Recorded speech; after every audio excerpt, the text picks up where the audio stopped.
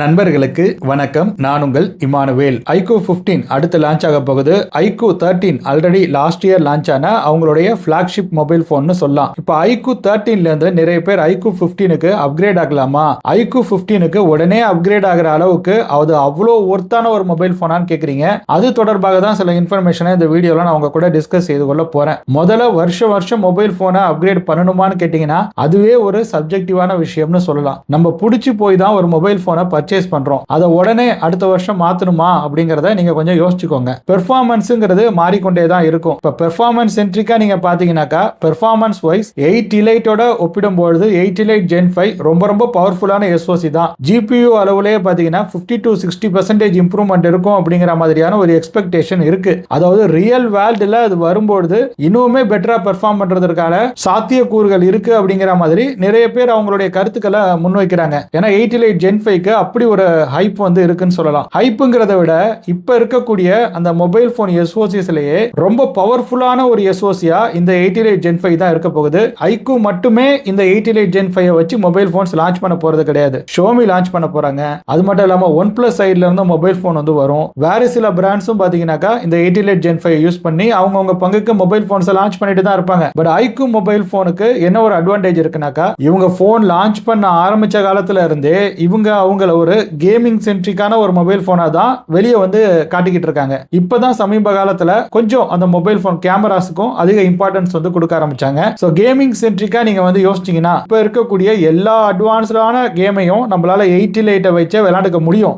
But ஃபியூச்சர்ல இதெல்லாம் நீங்க தான் யோசிச்சுக்கணும். ஃபியூச்சர்ல இந்த 8 இலைட்டால ரன் பண்ண முடியாத கேம்ஸ் எல்லாத்தையும் 8 இலைட் Gen 5 வச்சு நீங்க ரன் பண்ணணும்னு ஆசைப்பட்டீங்கன்னாக்கா நீங்க 8 இலைட் Gen 5க்கு போகலாம். அடுத்த வருஷம் பாத்தீங்கன்னா இன்னொரு SoC லான்ச் ஆகும். அது இதை விட பவர்ஃபுல்லா இருக்கிறதுக்கு வாய்ப்பு இருக்கு. அப்ப நீங்க என்ன பண்ணுவீங்க? 8 இலைட் Gen 5 வேணாம் அப்படின்னு சொல்லிட்டு இன்னொரு மொபைல் போனுக்கு நீங்க மாறுவீங்களா அப்படிங்கறத யோசிச்சுக்கோங்க. சோ வருஷம் பாத்தீங்கன்னாக்கா இந்த டெக்னாலஜிக்கல் அட்வான்ஸ்மெண்ட்ங்கிறது நடந்து கொண்டே தான் இருக்கும். இனி வரக்கூடிய காலங்கள்ல இதை மாத்தவே முடியாது. அட்வான்ஸ்டான அந்த NPU எல்லாம் யூஸ் பண்றதுக்கு முன் வர்றாங்கன்னு சொல்லலாம். சோ NPU லெவல்ல பாத்தீங்கன்னாக்கா கண்டிப்பா இம்ப்ரூவ்மெண்ட் இருக்கும். இந்த வருஷத்துல மட்டும் கிடையாது, அடுத்த வருஷத்துல இதை விட டபுள் மடங்கு இம்ப்ரூவ்மெண்ட் ஆகிறதுக்கு வாய்ப்பு இருக்கு. ஒரு கட்டத்துக்கு மேல பாத்தீங்கன்னாக்கா அது சேச்சுரேட் ஆகி நிக்கும். பட் இப்பதான் பாத்தீங்கன்னாக்கா இந்த பூம் ரொம்ப அதிகமா இருக்கிறதுனால அடுத்த வருஷம் ரொம்ப பவர்ஃபுல்லான SoCs எல்லாம் லான்ச் ஆகும் அப்படிங்கிற மாதிரி தான் நான் எதிர்பார்க்கிறேன். இது என்னுடைய ஒப்பீனியன் தான். நீங்க அப்கிரேட் பண்ணணும் அப்படின்னு நினைச்சீங்கன்னாக்கா அப்கிரேட் பண்ணிக்கோங்க. அதை பத்தி நான் ஒன்னும் சொல்ல விரும்பல. அதாவது இந்த பெர்ஃபார்மன்ஸுக்காக மட்டும் 8 இலைட்டை கம்பேர் பண்ணும்போது 8 இலைட் Gen 5 ஒரு பவர்ஃபுல்லான SoC, அதற்காக மட்டுமே நான் அப்கிரேட் பண்ண போறேன். எனக்கு iQOO மொபைல் போன் மட்டும் தான் வேணும், நான் iQOO 13 வச்சிருக்கேன், அடுத்தது iQOO 15க்கு தான் போவேன்னு நினைச்சீங்கன்னா நீங்க தாராளமா அப்கிரேட் பண்ணலாம். நீங்க அப்கிரேட் பண்றது கூட பெருசு கிடையாது. நீங்க இப்ப கையில வச்சிருக்கிற iQOO 13 என்ன பண்ண போறீங்க? அவங்க கிட்ட எக்ஸ்சேஞ்ச் ஆஃபர்ல போட்டு ரொம்ப குறைவான விலைக்கு தள்ள போறீங்களா, இல்ல வெளியே உங்க நண்பர்கள் கிட்ட ஓரளவுக்கு கணிசமான பிரைஸுக்கு கொடுக்க போறீங்களா, இல்ல உங்க உறவினர்கள் யார்கிட்டயாவது அதை கொடுத்துட போறீங்களாங்கிறத யோசிச்சுக்கோங்க. ஏன்னா அதுவும் ஒரு வேஸ்ட் தானே. அது பயன்படாம இருந்ததுனாக்கா அதுவும் இந்த பூமிக்கு நஷ்டம் தான். சோ அதனால அதை ஒரு ப்ராப்பரான முறையில உங்களால யார்ட்டையாவது கொடுக்க முடியும்னாக்கா கொடுத்துட்டு அதுக்கப்புறம் நீங்க iQOO 15 வாங்குறதும் வாங்காம இருக்கிறதும் உங்க விருப்பம். பட் இப்போ நான் என்ன சொல்ல போறேன்னாக்கா iQOO 15க்கும் iQOO 13க்கும் இடையில இருக்கக்கூடிய சில டிஃபரன்சஸ் பத்தி தான் நம்ம பேச போறோம். கண்டிப்பா இது ஒரு அப்கிரேடு தான். அப்கிரேடு இல்லைன்னு நம்மளால சொல்லவே முடியாது. லாஸ்ட் இயர் லான்ச் ஆன iQOO 13 ஒப்பிடுகையில டிஸ்பிளே சைட்ல கூட இங்க சில அட்வான்டேஜஸ் இருக்கிறத நம்மளால பார்க்க முடியுது. இன்னும் கலர் டெப்த் ரொம்ப நல்லா இருக்கும் அப்படிங்கிற மாதிரியும் சொல்றாங்க. ஏன்னா சாம்சங்கோட M14 அந்த பேனல தான் அவங்க யூஸ் பண்ண போறாங்க. சோ அது இன்னும் நல்லா இருக்கும் அப்படிங்கிற மாதிரி பொதுவான கருத்து இங்க நிலவிக்கிட்டு இருக்கு. அது உண்மையும் கூட. கண்டிப்பா பாத்தீங்கன்னாக்கா சாம்சங்கோடைய இந்த M14 டிஸ்பிளேங்கிறது லாஸ்ட் இயர் லான்ச் ஆயிருக்கிற அந்த iQOO 13ல இருக்கக்கூடிய டிஸ்பிளே விட நல்லா தான் இருக்க போகுது. அண்ட் பீக் பிரைட்னஸ் பாத்தீங்கன்னாக்கா இவங்க 6000 நிட்ஸ் வரைக்கும் கிளைம் பண்றாங்க. லாஸ்ட் இயர் லான்ச் ஆன iQOO 13ல இருக்கிற அந்த டிஸ்பிளேயோட பீக் பிரைட்னஸ்ங்கிறது 4500 நிட்ஸ் அப்படிங்கிற மாதிரி தான் இருந்தது. சைடு பை சைடு நம்ம ரெண்டு மொபைல் போனும் கையில கிடைச்சதுன்னா வச்சு கம்பேர் பண்ணலாம் டிஸ்பிளே. அப்படி இல்லாம ஆன் பேப்பர் ஸ்பெக்ஸ் வச்சு கம்பேர் பண்ணும்போது கண்டிப்பா இது ஒரு அப்கிரேடா இருக்கும் அப்படிங்கிற மாதிரி சொல்லதான் முடியும். டிஸ்பிளே சைஸ்லயும் சில டிஃபரன்சஸ் இருக்கு. இது 6.85 இன்ச் இருக்க போகுது. வேற லாஸ்ட் இயர் லான்ச் ஆன iQOO 13ல 6.82 இன்ச்சுக்கான ஒரு டிஸ்பிளே இருந்தது. சோ 3 இன்ச் அதிகமா இருக்குங்க. இது ஒரு பெரிய விஷயமாங்க. சோ இதுதான் ஒரு இம்ப்ரூவ்மெண்டா அப்படிங்கிற மாதிரி கேட்டீங்கன்னாக்கா இதுல இல்ல அந்த இம்ப்ரூவ்மெண்ட். இதுல HDR10+ சப்போர்ட் இருக்கும் அப்படிங்கிற மாதிரி சொல்றாங்க டிஸ்பிளேலயே. சோ அது என்னங்கறத நம்ம பார்க்கணும். லாஸ்ட் இயர் லான்ச் ஆயிருந்த iQOO 13ல LTPO 2.0 இருக்கு அப்படிங்கிற மாதிரி சொல்லியிருந்தாங்க அந்த டிஸ்பிளேல. இதுக்கு அவங்க அதை பத்தி ஒன்னும் சொல்ல. ரெண்டுத்திலயுமே பாத்தீங்கன்னா 144 Hz ரெஃப்ரெஷ் ரேட் இருக்க போகுது. இன்னும் iQOO 15 லான்ச் ஆகல. அதனாலதான் அது தொடர்பான இன்ஃபர்மேஷன் நமக்கு ரொம்ப டீடைல்டா தெரிய வரல. அது ஒருவேளை லான்ச் ஆயிருந்ததுன்னு வச்சுங்களேன், இந்நேரம் நமக்கு அது தொடர்பான அந்த இன்ஃபர்மேஷன்ஸ் எல்லாமே அக்கு வேறு ஆணி வேறா தெரிஞ்சிருக்கும். அதனால நம்மளால ஈஸியா வந்து கம்பேர் பண்ண முடியும். இப்போ என்ன லான்ச் ஆகாத ஒரு மொபைல் போனுக்கு அப்கிரேட் ஆகலாமா நீங்க நிறைய பேர் கேட்கறது எனக்கே ரொம்ப ஆச்சரியமா இருக்கு. அண்ட் அது மட்டும் இல்லாம நிறைய பேர் எக்ஸ்பெக்டேஷன்ல இருக்கீங்க. இதுதான் ஃபியர் ஆஃப் மிஸ்ஸிங் அவுட். அவங்க வந்து லான்ச் பண்ண போறாங்க, அந்த நேரத்துல அது ஸ்பெக்ஸ் எப்படி இருக்கு, யூசர் எக்ஸ்பீரியன்ஸ் அதுக்கப்புறம் எப்படி இருக்கு அப்படிங்கறதெல்லாம் தெரிஞ்சுக்கிட்டு அடுத்த சேல்ல கூட நம்ம வாங்கலாம். பட் அவசரமா அதை வாங்குறதுக்கு ஏன் இத்தனை பேர் ஆர்வம் காட்டுறீங்கிறது எனக்கு வந்து தெரியல. இது வந்து ஒரு அப்கிரேட் மாதிரி தான் எனக்கு வந்து ஃபீல் ஆகுது. பெர்ஃபார்மன்ஸ் வைஸ் மட்டும் பாத்தீங்கன்னாக்கா கண்டிப்பா இது வந்து ஒரு அப்கிரேட் தான், அதுல மாற்று கருத்தே கிடையாது. லாஸ்ட் இயர் பாத்தீங்கன்னாக்கா அவங்க UFS 4.0 ஸ்டோரேஜ் வந்து பயன்படுத்தியிருந்தாங்க. இந்த வாட்டி பாத்தீங்கன்னாக்கா UFS 4.1 ஸ்டோரேஜ் வந்து பயன்படுத்த போறாங்க. ஸோ ரெண்டுத்திலையுமே பாத்தீங்கன்னாக்கா LPDDR5X RAM தான் வந்து இருக்க போகுது. இந்த முறை 1TB வேரியன்ட் அவங்க வந்து சைனால லான்ச் பண்ணியிருக்காங்க. இந்தியாவில் 1TB வேரியன்ட் வருமா இல்லையாங்கிறது எனக்கு தெரியல. ஒருவேளை 1TB வேரியன்ட் வந்ததுன்னா அதுவும் பட்ஜெட்டுக்குள்ள ஒரு 70,000 1TB கிடைச்சதுன்னு வச்சுங்களேன், மாஸ் தான். iQOO 15 தெரிக்க விடலாம், நானே போய் வாங்கினாலும் வாங்கிடுவேன், அந்த அளவுக்கு தான் இருக்கு. 1TB வேரியன்ட்டை இவங்க 70,000 கொடுக்குறாங்களாங்கிறத நம்ம வெயிட் பண்ணி பார்க்கலாம். பேட்டரி சைஸை பொறுத்த வரைக்கும் லாஸ்ட் இயர் பார்த்தீங்கன்னாக்கா 6150 mAh அந்த மாதிரி வந்து இருந்தது. 120 வாட்ஸ்க்கான ஃபாஸ்ட் சார்ஜிங் சப்போர்ட் வந்து இருந்தது. இப்போ அந்த ஃபாஸ்ட் சார்ஜிங் சப்போர்ட்டை 100 வாட்டா அவங்க வந்து ரெடியூஸ் பண்ணியிருக்காங்க.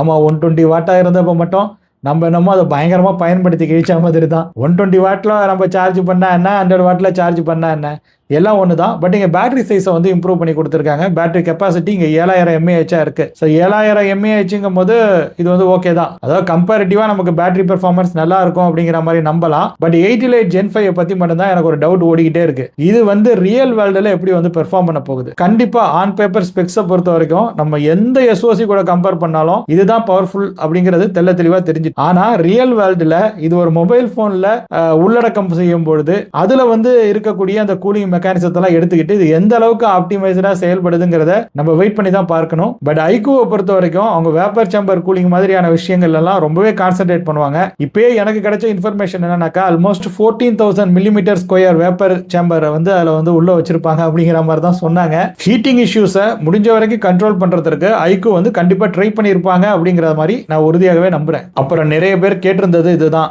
iQOO 13 கம்பேர் பண்ணும்போது iQOO 15ல கேமரா வந்து நல்லா இருக்குமா அப்படிங்கிற மாதிரி வந்து கேட்டிருந்தீங்க. அதாவது கேமரா அவுட்புட் நல்லா இருக்கிறதுக்கு நிறைய வாய்ப்பு இருக்கு. மெயின் சென்சார்ல பெரிய அளவுக்கு அவங்க சேஞ்சஸ் பண்ணல. லாஸ்ட் இயர் பாத்தீங்கன்னா 50 MP மெயின் சென்சார் கொடுத்திருந்தாங்க. சோனி IMX921 அதே சென்சாருக்கு தான் இந்த முறையும் அவங்க போவாங்க. iQOO 15லயே மெயின் சென்சாரா அநேகமா அந்த சோனி IMX921 தான் இருக்கணும், வேற ஆப்ஷன் வந்து கிடையாது. பட் அந்த டெலிபோட்டோ சென்சார்ல சேஞ்சஸ் இருக்கும் அப்படிங்கிற மாதிரி நமக்கு ஸ்ட்ராங்கான இன்ஃபர்மேஷன் கிடைச்சிருக்குது. சோனி IMX882 அது வந்து 3x ஆப்டிகல் ஜூமிங் கேப்பபிலிட்டி கொண்ட ஒரு சென்சாரா இருக்கும் அப்படிங்கிற மாதிரி அவங்க வந்து சொல்லியிருக்காங்க. வேற லாஸ்ட் இயர் லான்ச் பண்ண அந்த iQOO 13ல 2x ஆப்டிகல் ஜூம்கான அந்த சப்போர்ட் தான் இருந்தது. இது இல்லாம நம்ம JN1 சென்சாரா இருக்கும், ultra wide sensor 50 mega pixel, அதுவும் கண்டிப்பா இருக்கும். இவங்க எப்படி கலர் டியூனிங் எல்லாம் பண்ணிருக்காங்கன்னு பார்க்கணும், அல்ட்ரா வைடுக்கும் மெயின் சென்சாருக்கும். ஏன்னா மெயின் சென்சார்ல இருந்து அல்ட்ரா வைடுக்கு நம்ம ஸ்விட்ச் பண்ணோம்னா கிளியரா தெரியக்கூடாது. ஐ மீன் சில மொபைல் போன்ஸ்ல எல்லாம் பாத்தீங்கன்னாக்கா மெயின் சென்சார்ல நம்ம வந்து கேப்சர் பண்ணிட்டு இருப்போம் ஒரு விஷயத்தை, அப்படியே அல்ட்ரா வைடுக்கு ஸ்விட்ச் பண்ணோம்னாக்கா கிளியரா தெரியும். அந்த கலர்லயே வந்து டிஃபரன்சஸ் நம்மளால வந்து ஃபீல் பண்ண முடியும். அந்த மாதிரியான விஷயங்கள்லாம் இல்லாம முடிஞ்ச வரைக்கும் அந்த கலர் கரெக்ஷன்லாம் பெட்டரா பண்ணி நல்ல ஒரு அவுட்புட்டை ப்ரொடியூஸ் பண்ண அவங்க முயற்சி பண்ணாங்கனாக்கா, அதாவது எல்லா சென்சாருக்குமே அவங்க வந்து இம்பார்ட்டன்ஸ் கொடுத்து நல்ல அவுட்புட்டை கொடுக்க முயற்சி பண்ணியிருந்தாங்கனாக்கா நம்ம அதை வரவேற்கலாம். மெயின் சென்சார் அதுவாக தான் இருக்க போகுது. பட் இங்கே வந்து 8 Lite Gen 5 ISP வந்து ஒர்க் அவுட் ஆகும். அதை யூஸ் பண்ணி இவங்களால ஒரு பெட்டரான கேமரா அவுட்புட்டை கொடுக்க முடியும். அது வந்து பாசிபிள் தான். அது மட்டும் இல்லாமல் Q3 சிப்பை வேற அவங்க வச்சிருக்காங்க. ஸோ இதெல்லாம் நம்ம கால்குலேட் பண்ணி பார்த்தோம்னாக்கா கண்டிப்பாக கேமரா வைஸ் பார்த்தீங்கன்னாக்கா, அதாவது ஃபோட்டோகிராஃபி வைஸும் சரி வீடியோகிராஃபி வைஸும் சரி கம்பேரிட்டிவா iQOO 13 விட iQOO 15 பெட்டரா தான் இருக்கணும். இது எல்லாமே ஆன் பேப்பர் ஸ்பெக்ஸ் தான். போன் வந்து லான்ச் ஆன பிறகு தான் ரியல் வேர்ல்டுல அது எப்படி செயல்படுதுங்கிறத நம்மளால பார்க்க முடியும். இப்போதைக்கு நமக்கு கிடைச்சிருக்கக்கூடிய இன்ஃபர்மேஷனை வச்சு நான் உங்க கூட சில தகவல்களை ஷேர் பண்ணிட்டு இருக்கேன் அப்படிங்கிற மாதிரி சொல்லலாம். ஃப்ரண்ட் கேமரா சென்சாரை பொறுத்த வரைக்கும் ரெண்டுமே 32 மெகா பிக்சல் தான். இந்த வாட்டியும் பாத்தீங்கன்னா 4K 60 FPS வரைக்கும் ஃப்ரண்ட் கேமரா சென்சார்லேயே வீடியோ எடுக்கிறதுக்கான அந்த ஆப்ஷன்லாம் கொடுத்துருப்பாங்க. அது நல்லா கொடுத்துருக்காங்களாங்கிறத தான் பார்க்கணும். இந்த நேரத்திலையும் அந்த ஃப்ரண்ட் கேமரா சென்சாருக்கு 8 Lite Gen 5 ISP work out ஆகும். ஸோ அதை யூஸ் பண்ணி ஒரு பெட்டரான அவுட்புட்டை இவங்க ப்ரொடியூஸ் பண்றாங்களாங்கிறத மட்டும் தான் நம்ம பார்க்க வேண்டியதா இருக்கு. iQOO 15 out of the box Origin OS ஓட வர்றதுக்கு நிறைய வாய்ப்புகள் இருக்கு. என்னதான் நம்ம iQOO 13ல இப்போ Origin OS இன்ஸ்டால் பண்ணி அதனால நமக்கு வந்து ஒரு நல்ல ஒரு பெர்ஃபார்மன்ஸ் கிடைக்குதுன்னு சொன்னாலும் வரும்போதே ஒரு மொபைல் ஃபோன் வந்து Origin OS ஓட வருதுனாக்கா இந்த டெஸ்ட் எல்லாம் பண்ணியிருக்காங்க அப்படிங்கும் போது அது கொஞ்சம் நல்லா இருக்கிறதுக்கான வாய்ப்பு இருக்குது. அண்ட் அது மட்டும் இல்லாமல் அது ரொம்ப பவர்ஃபுல்லான மொபைல் ஃபோன் வேறு